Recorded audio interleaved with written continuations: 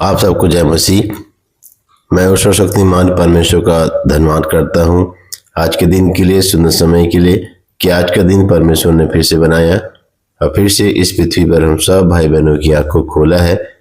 तहे दिल से उस सर्वशक्तिमान परमेश्वर का धन्यवाद करता हूँ और परमेश्वर के नाम की महिमा के लिए जो आज का वचन मैंने लिया है वो पाया जाता है मरकुस रचित सुसमाचार उसका 6 अध्याय और उसके 7 और 8 पद को पढ़ के प्रभु के नाम की महिमा करेंगे।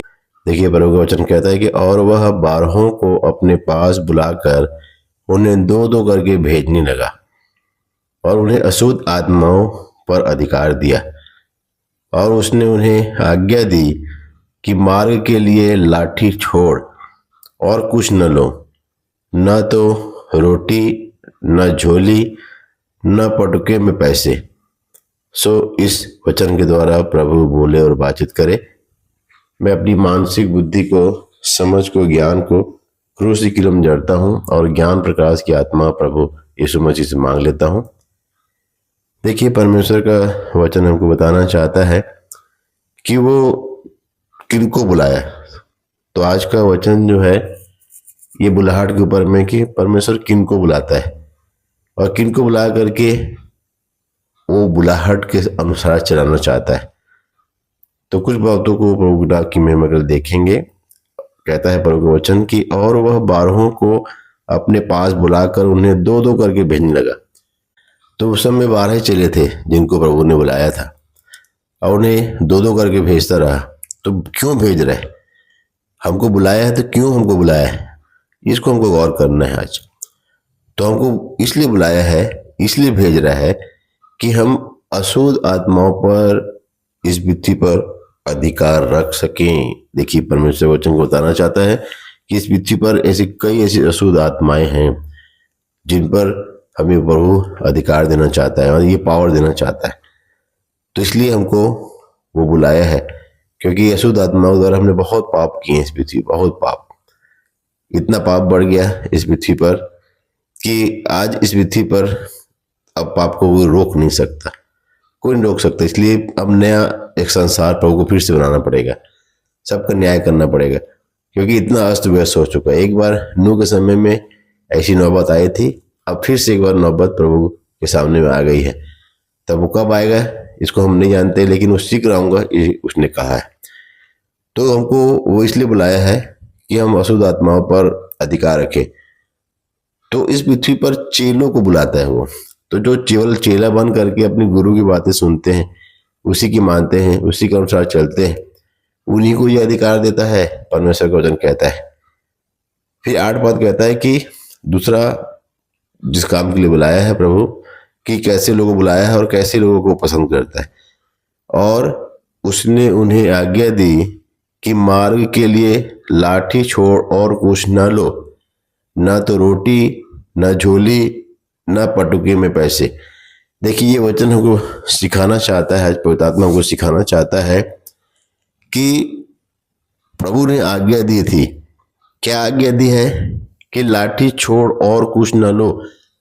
प्रभु का वचन कहता है कि पूर्ण रीति से हमको परमेश्वर पर आश्रित होना सिखाना चाहता है परमेश्वर, कि हम परमेश्वर पर आश्रित हो। इसलिए कुछ मत तो बोलता है, तुम्हारी रोटी की चिंता मैं करता हूँ, कपड़े की चिंता मैं करता हूँ, तुम किस घर में जाओगे, कहाँ जाओगे, ये चिंता मैं करता हूँ। सारी चिंता हमारा प्रभु कहता है कि मैं करता हूँ तुम्हारी।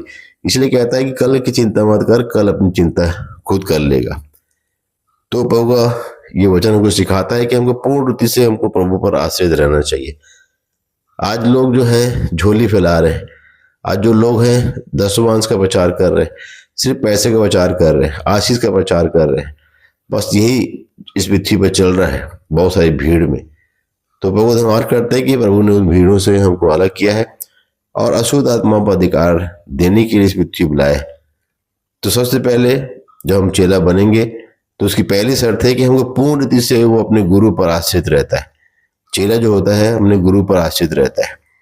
तो इसलिए प्रभु का वचन हमको बताना चाहता है कि हमको कोई बात की चिंता नहीं करना है। हम क्या खाना है, क्या पीना है, क्या उठना, कहाँ बैठना, क्या करना है, कुछ नहीं हमको चिंता करने की जरूरत है।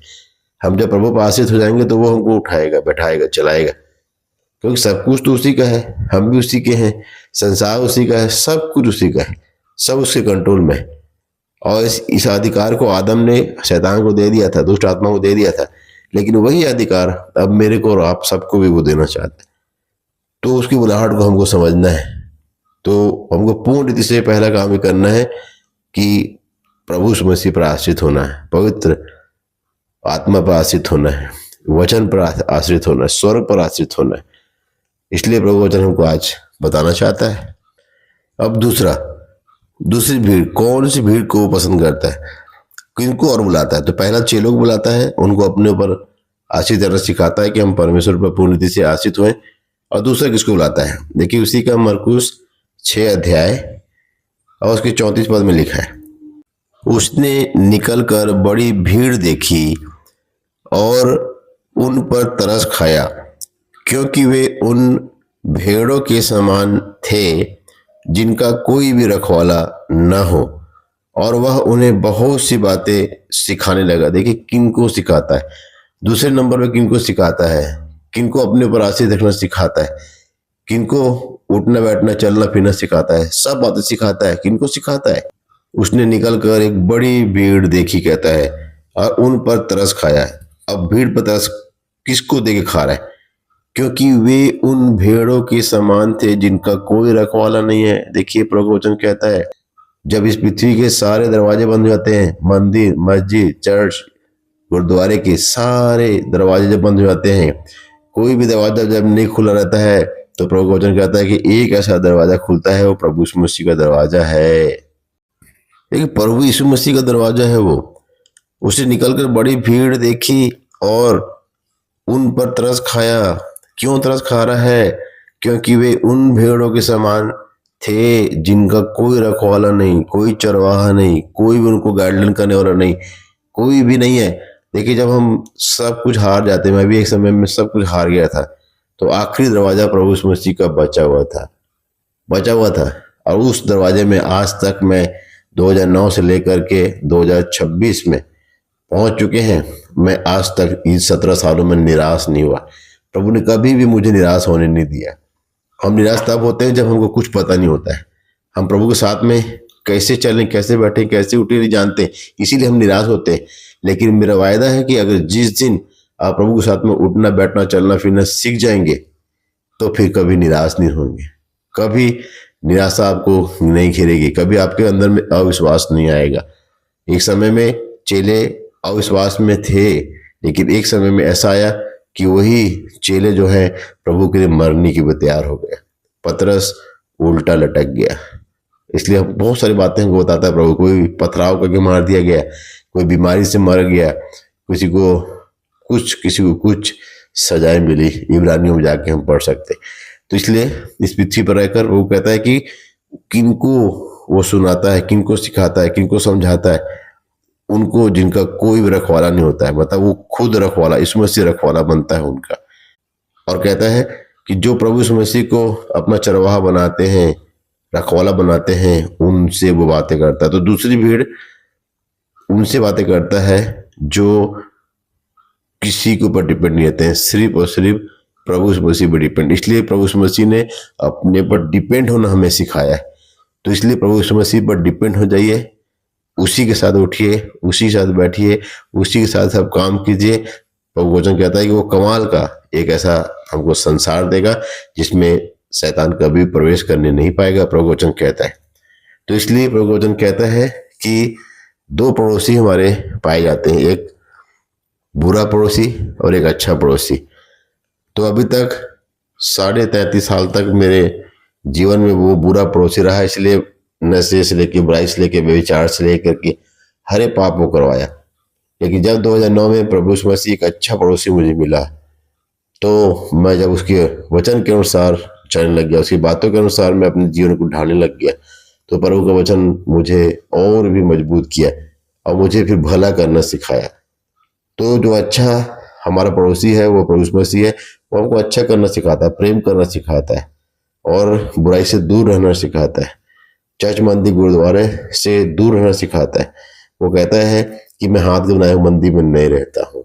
वो कहता है कि मैं किसी तीज त्योहार का मोहताज नहीं हूँ। 25 दिसंबर, गुड फ्राइडे, ईस्टर कभी वो सपोर्ट नहीं किया। आज तक सपोर्ट नहीं किया, ना उसके चेले सपोर्ट किए, तो आप मैं क्यों सपोर्ट कर रहे हैं?